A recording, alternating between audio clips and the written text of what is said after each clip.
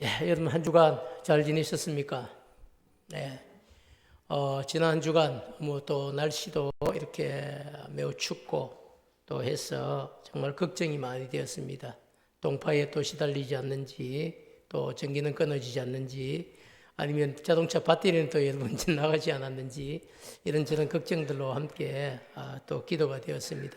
어쨌든 이렇게 모든 환경을 다 뒤로하시고 또 건강한 몸으로 오늘 이렇게 대면 예배 자리에 오신 여러분들을 진심으로 축복하고, 오늘도 이런 말씀을 통해서 한 주간 살아가고 승리할 수 있는 그런 은혜와 축복이 반드시 여러분의 심령에 임하기를 주님의 이름으로 축원합니다. 오늘 나누고 싶은 이야기는 요셉의 마지막 부탁이다, 이런 제목으로 말씀을 좀 나누려고 생각합니다. 우리가 요셉이라는 사람을 잘 알고 있는데요, 그럼에도 불구하고 요셉을 조금 한번 정리해 보면, 요셉은 여러분 창세기 37장부터 그의 이야기가 주목을 받기 시작합니다. 창세기 37장 2절은 이렇게 시작을 합니다. 야곱의 족보가 이러하니라. 그렇게 시작하면서 우리 창세기 37장 2절을 한번 같이 읽어볼까요? 시작. 야곱의 족보는 이러하니라. 요셉이 17세의 소년으로서 그의 형들과 함께 양을 칠 때에 그의 아버지의 아내들 빌하와 실바의 아들들과 더불어 함께 있더니 그가 그 애들의 잘못을 아버지에게 말하더라. 자, 여러분 우리가 잘 알다시피 그죠? 야곱의 족보는 이러하니라, 이렇게 출발을 했습니다. 그러면 그 둘째 줄에는 어떻게 나와야 됩니까? 야곱이 누구에게서 태어났어, 이렇게 돼. 보통 야곱이 그죠? 아브라함, 할아버지는 아브라함이고, 그리고 아버지는 이삭이고, 그리고 야곱이다, 이렇게 돼야 이게 보편적으로 맞는 이야기죠. 그런데 야곱의 족보를 딱 이렇게 이야기해 놓고 바로 등장인물이 누굽니까? 요셉이 17세 소년으로서 그렇게 시작을 하고요. 자, 생각해 보면 여러분, 그죠? 요셉이 여러분 참 어떻게 보면 17세 소년으로서 그의 형들과 함께 양을 칠 때에, 이렇게 이야기하면서 창세기 37장은 이 2절부터 37장이 끝나는 대부분의 사실은 내용들이 요셉에 대한 이야기입니다. 그 중에 여러분 가장 강력한 것은요, 요셉이 꾸었던 두 분의 꿈을 소개하고 있습니다. 요셉이 첫 번째 꿈을 꾸고, 또 요셉이 두 번째 비슷한 동일한 꿈을 꿉니다. 그런 이야기들이죠. 그리고 요셉이 꾼 두 번의 꿈은 그죠? 결론을 이야기하면 요셉이 자기의 형들보다 더 높은 사람이 되는 겁니다. 그리고 또 형들은 높은 사람이 된 요셉에게 절을 한다는 겁니다. 자, 그러니까 여러분 요셉의 꿈을 들은 형들이 기쁠까요? 여러분 미울까요? 당연히 믿겠죠, 여러분. 아니 저 조그마한 녀석이, 이제 17살밖에 안 된 녀석이 어떻게 형들을 다, 형들보다 자기가 더 높은 사람이 되고, 심지어 우리가 자기에게 절을 하겠다고 그런 꿈을 이야기할 수 있냐? 밉습니다, 여러분. 안 그래도 요셉은 아버지가 특별히 사랑하는 아들이었거든요. 그래서 채색꽃을 지어 입히고 그렇게 어린 시절부터 편애를 했습니다. 그래서 형들이 미워했는데, 이제는 과거에는 아버지가 편애를 하기 때문에 요셉을 미워했는데, 지금은 창세기 37장에서는 아버지의 편애 때문보다 훨씬 더 강력한 것이 요셉이 스스로 꾼 꿈으로 인하여서 요셉이 형들에게 미움과 시기의 대상이 되었다는 겁니다. 자, 그런데 이런 이야기를 하다가 갑자기 창세기 37장은요, 아버지 야곱이 요셉을 형들만 있는 곳으로 심부름을 보냅니다. 심부름을 보내는데 멀리서 아버지의 심부름으로 오고 있는 이 요셉을 본 형들이 이렇게 이야기를 하는 겁니다. 저기 꿈꾸는 자가 온다. 우리가 저 아이를 죽였어. 저 아이가 꾼 꿈이 어떻게 이루어지는지 한번 봤으면 좋겠다, 이런 마음을 먹는 겁니다. 참 못된 마음이죠. 그럼에도 불구하고 이 형들은 배다른 이복형이었기 때문에 배다른 동생을 시기하고 심지어는 그를 죽여버리려고 같이 모의를 꾸밉니다. 자, 그런데 그 중에 네 번째 형이었던 이 유다가 이야기를 합니다.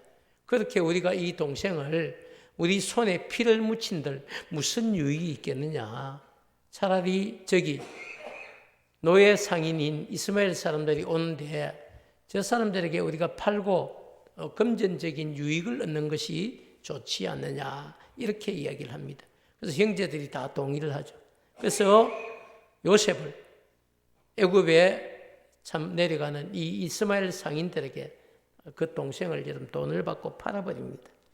그렇게 해서 여러분 요셉은 자신의 의지와는 전혀 상관없이 노예 상인의 손에 이끌려서 의지할 사람이라고는 단 한 사람도 없는 애굽이라고 하는 나라에 팔려가게 됩니다.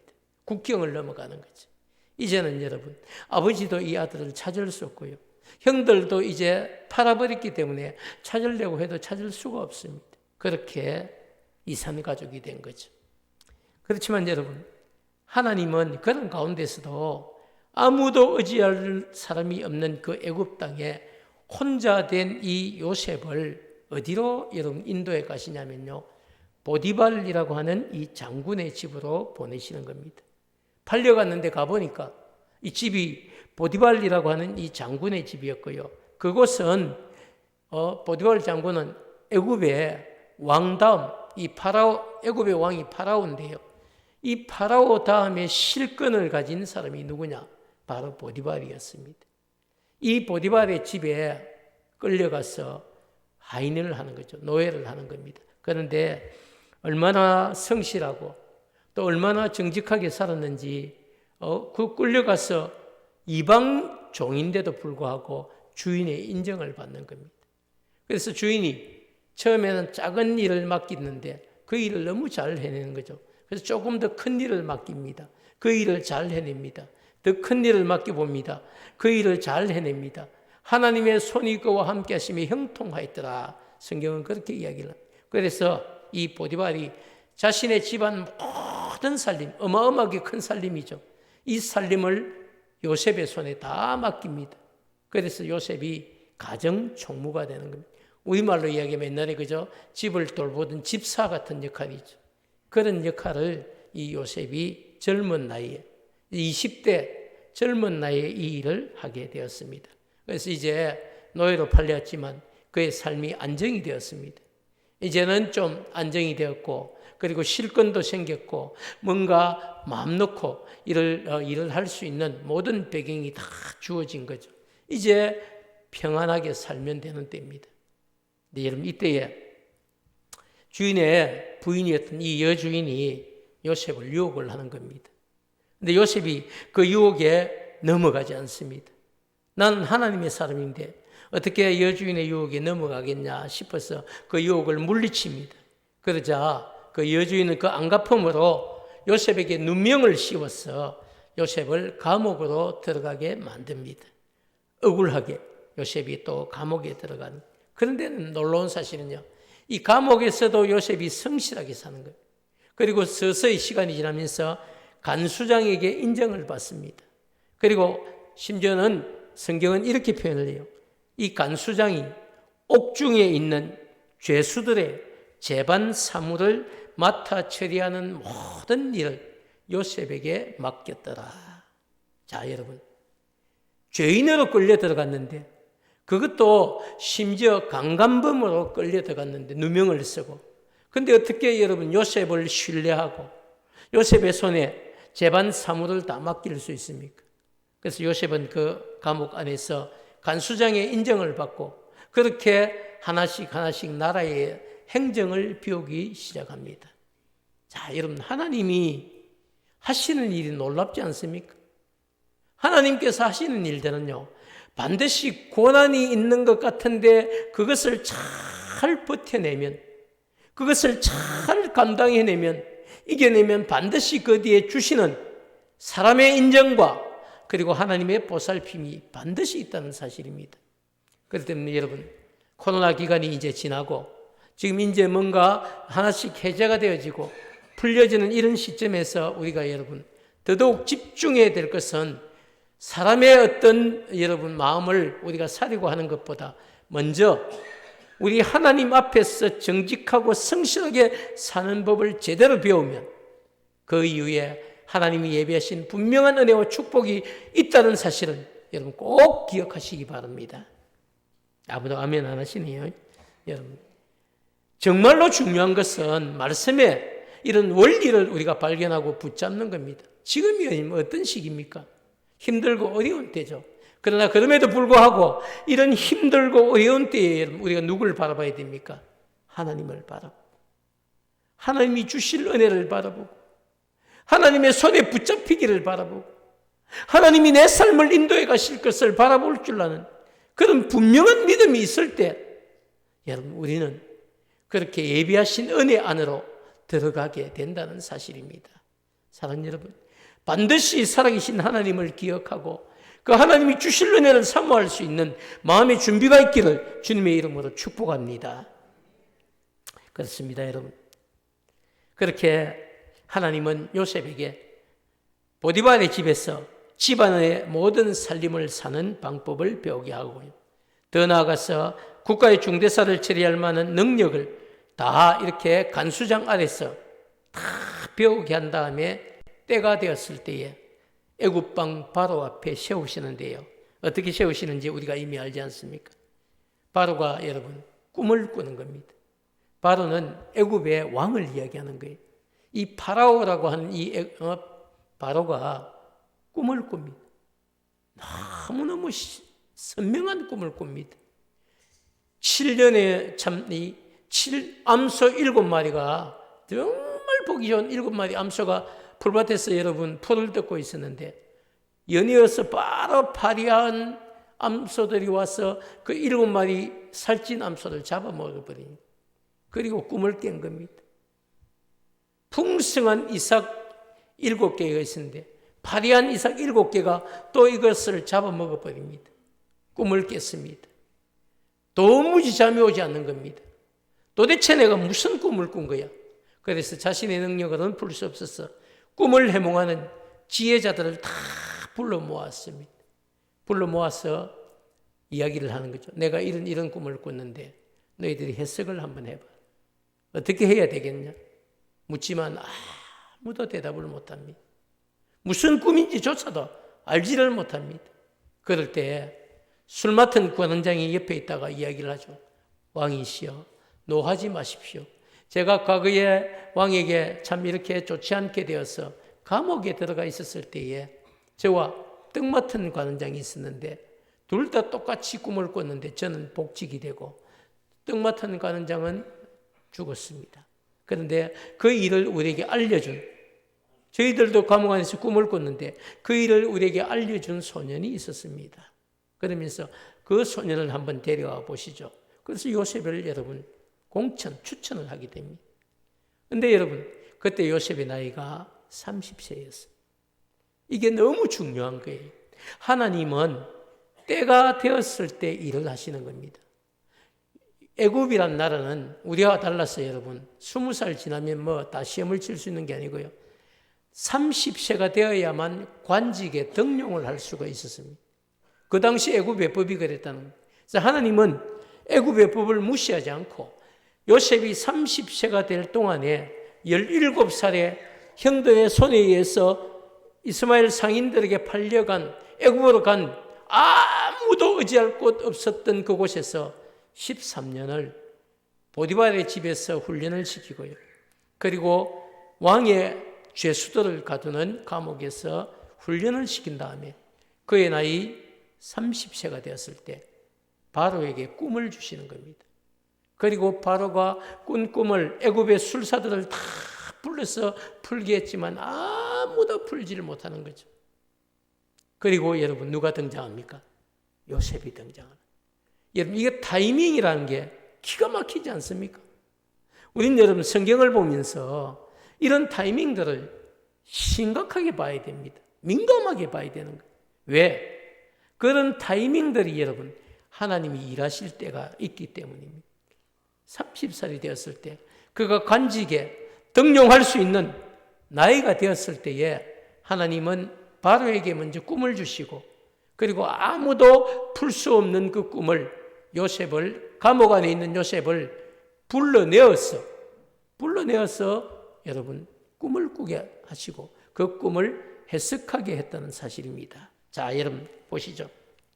그렇게 해서 요셉이 왕 앞에 섰습니다. 그리고 왕 주위에는요, 애굽의 모든 신하들이 같이 있었습니다. 그리고 요셉이 도대체 왕이 꾼 꿈을 어떻게 푸는지 지켜보는 겁니다. 근데 요셉이 와서 이런 얘기를 하죠. 왕이 꿈을 다 듣고 난 요셉이 이렇게 얘기합니다. 왕이시여. 그리고 하나님, 온 세상 만물을 다스리시는 하나님이 당신에게 큰 일을 맡겼다는 겁니다. 그러면서 당신이 당신을 통해서 전 세계를 살리시겠다는 것이죠. 그게 뭡니까, 여러분? 왕이시여, 당신이 꾼 꿈은 7년 동안에 풍년을 주실 것입니다.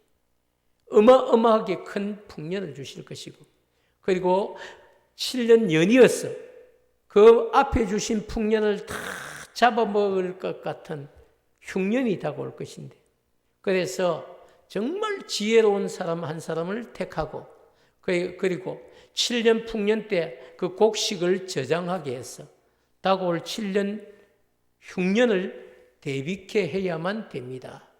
지혜로운 사람을 세워서 그 일을 맡기십시오. 이렇게 정확하게 누가 들어도 이해가 될 수 있도록 해석을 해 주었다는 겁니다.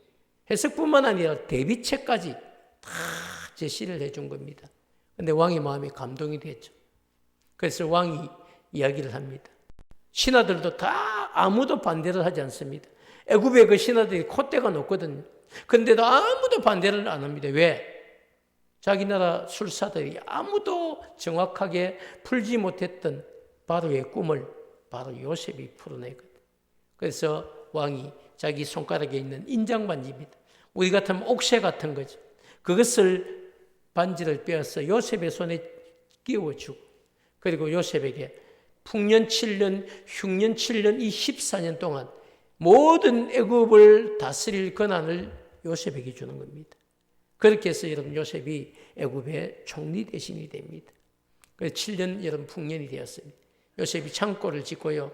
곳곳에 창고를 짓고 7년 이 풍년 때 곡식에 10분의 여러분 예를 들어 참 5분의 3 정도는 먹고 풍년이니까 5분의 2 정도는 저장을 하는 거죠. 그렇게 해서 다 저장을 해 놓았다가 7년 풍년을 먹을 곡식을 저장을 하는 겁니다. 그리고 7년 흉년이 시작되었습니다. 하나님께서 주신 꿈은 그대로 이루어져가. 흉년 첫 해 됐을 때 이제 곡식이 떨어졌으니까 형들이 곡식을 사러 온 겁니다. 그래도 아버지와 베냐민이 보이지 않습니다.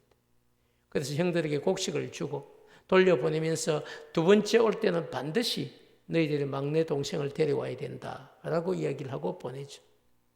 그렇게 볼모를 잡아놓고 보냈는데요. 두 번째 진짜 흉년 2년째가 됐을 때에 동생 베냐민이 왔습니다. 얼마나 기뻤을까요? 여러분, 그리고 자신이 요셉인 것을 밝히고 아버지 야곱을 모셔오도록 형들을 다시 보내는 겁니다. 자, 그때가 여러분 요셉의 나이 39살, 17살에 팔려가서 여러분 22년 만에 하나님께서 요셉의 꿈을 이루어 주신 겁니다. 사랑하는 여러분, 저는 이 부분에서 한 가지 강조하고 싶은 게 있는데요. 그게 뭐냐면 하나님의 때가 있다는 겁니다. 사람마다 여러분 다 다르지만 하나님께서 우리에게도 꿈을 주셨고 우리에게 주신 꿈을 어떤 꿈은 이미 이루어졌지만 어떤 꿈은 아직 이루어지지 않은 꿈이 있을 텐데요. 낙심하지 마시기 바랍니다. 하나님 분명히 나한테 이런 꿈을 주셨는데 언제 이런 꿈을 이루어 주시지? 하나님의 여러분 때가 있습니다. 반드시 하나님의 때가 있습니다. 내가 준비가 되기까지 하나님은 기다리시고요. 또 내가 준비가 되었다 하더라도 하나님은 온 세상을 다스리시기 때문에 하나님께서 되었다 싶을 그때에 하나님은 일을 하십니다. 그래서 여러분 22년 만에 17살에 팔려간 이 요셉이 39살이 될 때까지 하나님은 준비시키시고 기다리셨다가 그렇게 여러분, 아버지와 그리고 형제들과 형제들의 가족들이 다 이스라엘 내려오는 그런 은혜가 있었습니다. 자, 사랑하는 여러분, 그렇게 요셉이 여러분 39살이 되었을 때에 그 꿈이 이루어졌고요. 그리고 그가 17년을 아버지 야곱과 함께 더 삽니다. 그리고 아버지 야곱이 130세에 만나서 147세가 되었을 때 하나님의 부름을 받게 되죠. 그 17년 동안 정말 그리웠던 아버지와 함께 아버지를 모시고 사는 겁니다. 그렇게 행복을 누리다가 요셉 역시도 110세의 나이가 되었을 때에 하나님의 품에 안기게 되었다. 이게 오늘 본문이 여러분 우리에게 소개하고 있는 이야기입니다. 자, 여러분, 물론 우리가 생각해 보면요, 아브라함도 믿음의 조상 아브라함도 175세를 살았어요. 그리고 그의 아들인 이삭도 180세를 살았고요. 그리고 야곱 147세를 살았습니다. 그들 믿음의 조상들의 어떤 인생과 생각하면 요셉의 110세의 인생은 사실 짧습니다. 그렇지만 그가 한 일을 보면요, 이 야곱의 아들들을 70명이 내려왔던 애굽에 내왔던 이들을 여러분 출애굽할 때 약 200만 명 한 민족 국가로 세우는 그 일에 누가 쓰임을 받습니까?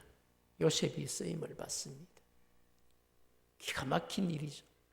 여러분, 형들이 다 죽으라고 버렸던, 그래서 평생을 그냥 애굽의 종으로 살 것만 같았던 그를 하나님은 다 준비시키시고 따듬으시고 그리고 때가 되었을 때 그를 들어서 사용을 하셨다는 사실을 오늘 창세기는 우리에게 말씀해 주고 있습니다. 사랑하는 여러분, 그렇게 110세를 산 그가 어떻게 살았는지 애굽에서 그 이야기를 여러분 22절과 23절에 해주는데 한번 우리 같이 읽도록 하겠습니다. 22절 23절입니다. 시작. 요셉이 그의 아버지 가족과 함께 애굽에 거주하며 110세를 살며 에브라임 자손 3사를 보았으며 므낫세의 아들 마길의 아들들도 요셉의 스라에서 양육되었더라.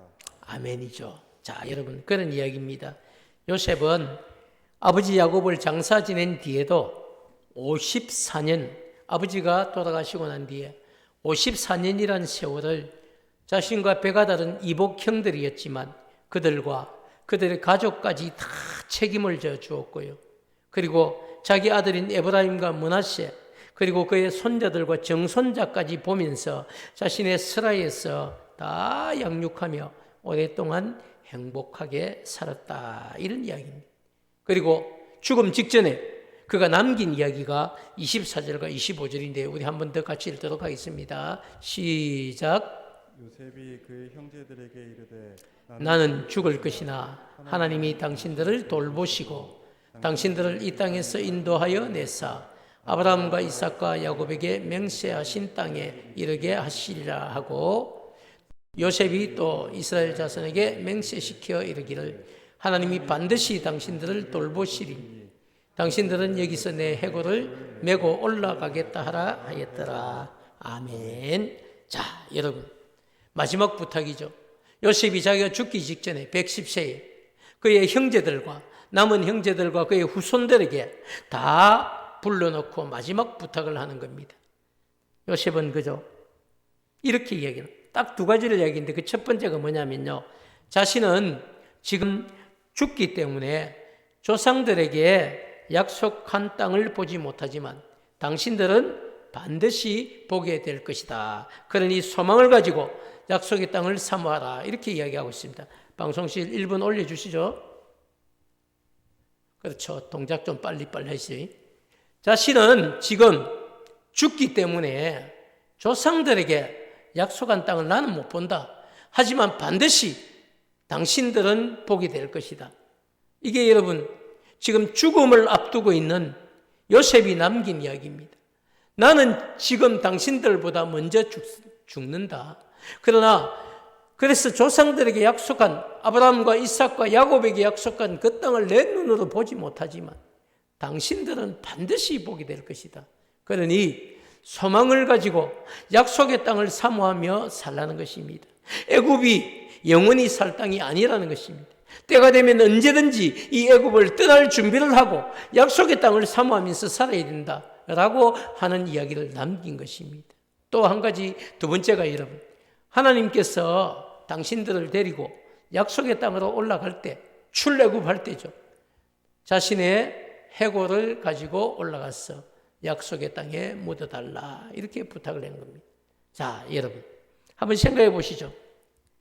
이 두 가지 부탁은요, 믿음이 없이는 결코 할 수 없는 이야기입니다. 믿음, 정말 하나님께서 그에게 주신 분명한 믿음이 없이는 할 수 없는 부탁을 야곱이 지금 그의 형제들과 후손들에게 하고 있습니다. 이 부탁을 마친 요셉은 110세에 여러분 하나님의 품에 안겼고, 또 26절 말씀을 보면요, 형제들이 아버지 야곱에게 했던 것처럼 요셉의 몸에도 향제를 넣고 시신이 부패하지 않도록 한 뒤에 입관을 했다, 이렇게 이야기를 합니다. 자, 사랑하는 여러분, 인생은, 세상은 그렇게 얘기를, 죽음이 끝이다, 죽음과 동시에 모든 것이 다 끝난다, 이렇게 이야기를 합니다. 그러나 여러분, 성도의 인생은 그렇지 않습니다. 성도의 인생은 죽음으로 다 끝난 것이 아니고요, 성도의 인생은 죽음으로써 다시 시작이 됩니다. 왜? 성도의 삶에는 부활이 있기 때문입니다. 여러분, 이거 정말 아무것도 아닌 것이 아닙니다. 이건 놀라운 여러분 약속이에요.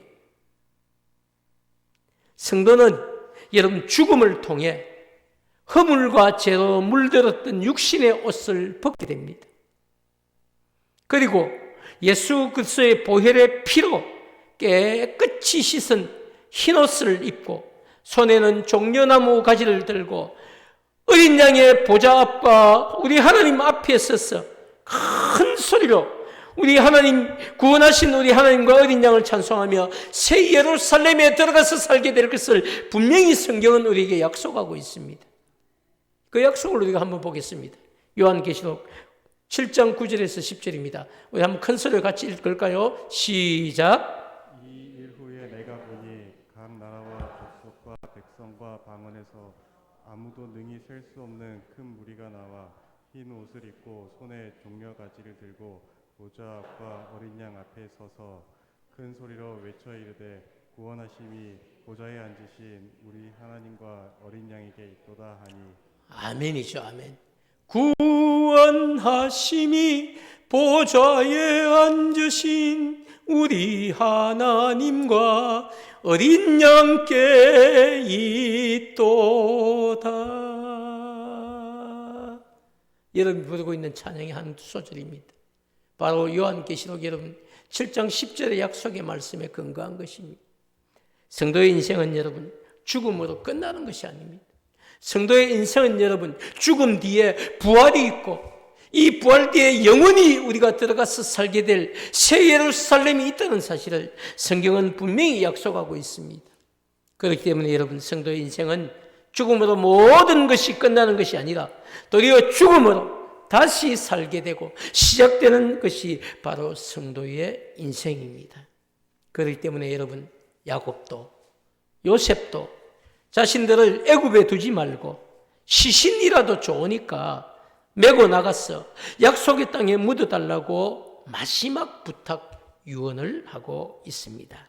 사랑하는 여러분, 이제 저는 말씀을 좀 정리하려고 생각합니다. 요셉은 우리가 알고 있기로 역사적으로요, BC 1805년 110세의 나이로 인생을 마감하고 애굽 땅에 죽어서 묻히게 됩니다. 그렇지만 요셉의 후손들은 요셉의 이 마지막 부탁을 기억하고 그때부터 약 360년이 지난 BC 1446년에 애굽에서 그들이 탈출할 때에 요셉의 마지막 부탁을 기억하고 그의 시신을 들고 나갑니다. 이건 제 이야기가 아니고요, 출애굽기 13장 18절 19절에 나타나 있습니다. 한번 같이 읽을까요? 시작. 그러므로 하나님이 홍해의 광야길로 돌려 백성을 인도하심에 이스라엘 자손이 애굽 땅에서 대열을 지어 나올 때에 모세가 요셉의 유고를 가졌으니 이는 요셉이 이스라엘 자손으로 단단히 맹세하게 하여 이르기를 하나님이 반드시 너희를 찾아오시리니 너희는 내 유고를 여기서 가지고 나가라 하였습니다.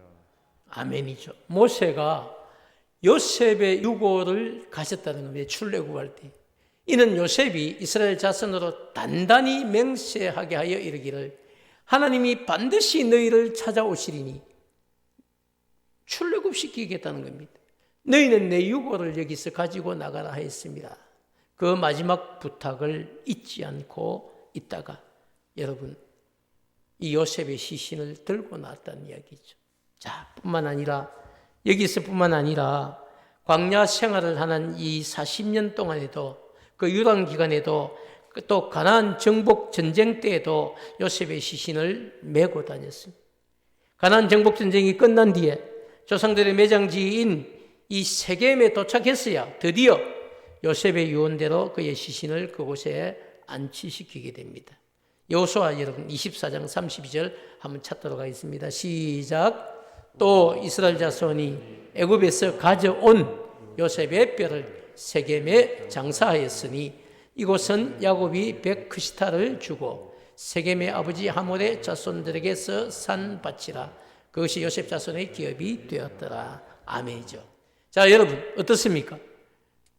마지막 부탁을 기억하고 그 후손들은요, 그 광야 40년 시간에도 그리고 전쟁 7년의 그 가나안 전쟁에도 자기인 요셉의 시신을 놓지 않았습니다.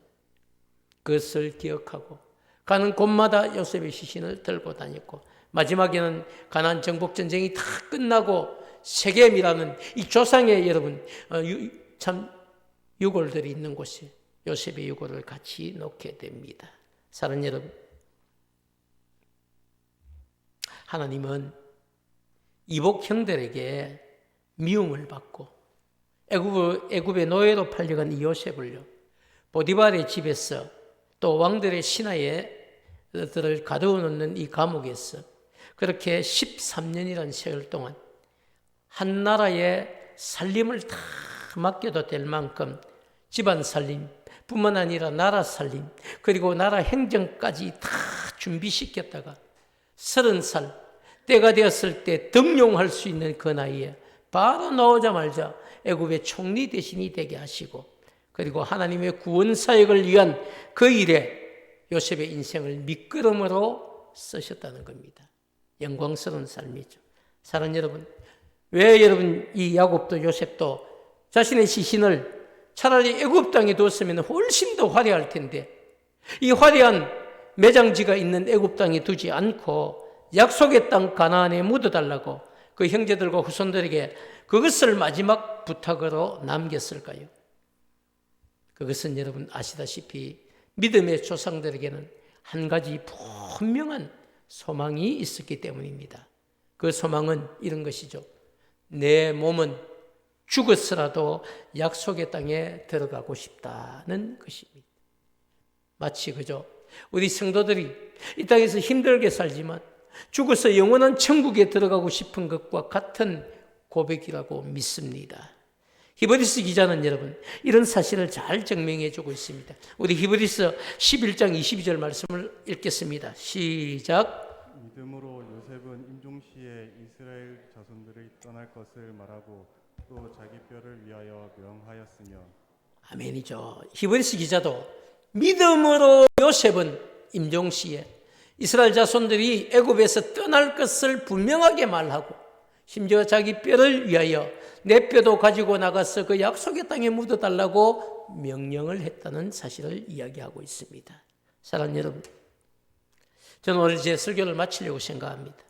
오늘 이 예배 자리에 오신 여러분의 소망도 믿음으로 살았던 이 성경의 인물들처럼 야곱과 요셉처럼 한 가지 분명한 소망을 가지고 살아가는 여러분 되시기를 축복합니다. 이 땅이 여러분 아무리 좋아도 이 땅은 영원히 살 수 있는 땅 아닙니다. 우리는 나그네 인생을 살아가는 사람들입니다. 이건 부인할 수 없는 사실입니다. 어떤 사람은 100살을 살겠죠. 어떤 사람은 안타깝게도 60, 70을 살다 갈지도 모릅니다. 그러나 여러분 한 번밖에 없는 인생이고 가야만 하는 곳이 정해져 있습니다. 마지막 순간 심판대 앞에 우리는 서게 되고요. 지옥이 아니면 천국 딱 두 군데 중에 여러분 한 군데를 갈 수밖에 없는 게 우리에게 남은 생입니다. 어디에 가기를 원하십니까? 다 마음은 여러분 천국 백성 되기를 원하시죠. 그런데 여러분, 그 천국 백성 되는 분명한 기준이 있습니다. 그게 뭡니까? 믿음입니다. 믿음이 있습니까? 믿음이 있어야 됩니다. 죽어가면서까지도 하나님의 약속을 믿고 반드시 하나님이 너희를 찾아오시리니, 그리고 그 하나님이 찾아오셨을 때 나를 이 애굽 땅에 두지 말고 약속의 땅 그 가나안에 나를 묻어달라고 하는, 여러분, 요셉의 이 마지막 부탁은 바로 믿음이었습니다. 사랑하는 여러분, 저는 여러분에게 코로나로 인하여서 힘든 삶을 우리가 살아가고 있지만, 언제 지금 회복이 되겠다 약속도 없지만, 그러나 분명한 것은 단 하루를 살더라도 우리는 믿음을 가지고 살아야 됩니다. 내 인생이 오늘 밤에 끝난다 해도 천국 갈 수 있는 천국 백성임을 분명하게 믿고, 하나님이 나를 데리러 오시리니 내가 그의 품에 안기고 싶다고 하는 마지막 유언을 남길 수 있는 저와 여러분이 되어야 되지 않겠습니까? 사랑하는 여러분, 저는 정말 우리 품은 가족들 한 사람 한 사람 믿음 안에 살기를 축복합니다. 믿음의 약속을 붙잡고 살기를 원합니다. 그 약속이 여러분의 삶을 흔들림 없이 하나님 바라보고 재림의 주님을 바라보고 천국을 바라보고 새 예루살렘을 바라보게 하는 그런 은혜와 축복으로 살아가는 삶의 길이 되기를 원합니다. 사랑하는 여러분, 한 주간 또 우리는 세상 가운데 살아가야 됩니다. 이 믿음 잃지 않고 이 믿음 안에서 늘 승리하는, 정말 주님 오실 때 그 주님을 맞이할 수 있는 여러분 거룩한 신부가 되시기를 주님의 이름으로 축원합니다. 우리 주신 말씀 함께 마음에 담고 찬양하도록 하겠습니다. 찬양은 오소서 진리의 성령님, 이 땅 흔들며 임하소서, 거짓과 탐욕 죄악에 무너진 우리 가슴 정케 하소서. 우리 가사를 생각하면서 함께 찬양하도록 하겠습니다.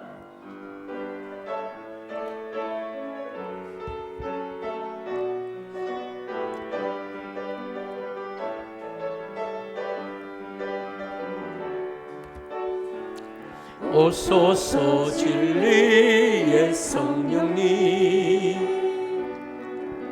이 땅 흔들며 임하소서, 거짓과 탐욕 죄악에 무너진 우리 가슴 정케 하소서. 오소서 은혜의 성령님, 하늘 가르고 임하소서, 거룩한 불꽃 하늘로서 임하사 타오르게 하소서. 주 영광 위에 부흥의 불길 타오르게 하소서. 진리의 말씀 이 땅 새롭게 하소서. 은혜의 강물 흐르게 하소서. 성령의 바람 이 땅 가득 불어와 흰 옷 입은 주의 순결한 백성, 주의 영광 위에 이제 일어나 열방을 치유하며 행진하는 영광의 그날을 주소서. 오소서 진리의 성령님, 이 땅 흔들며 임하소서. 거짓과 탐욕 죄악에 무너진 우리 가슴 정케 하소서. 오소서 은혜의 성 성령님 하늘 가르고 임하소서. 거룩한 불꽃 하늘로서 임하사 타오르게 하소서. 주 영광 위에 부흥의 불길 타오르게 하소서. 진리의 말씀 이 땅 새롭게 하소서. 은혜의 강물 흐르게 하소서. 성령의 바람 이 땅 가득 불어와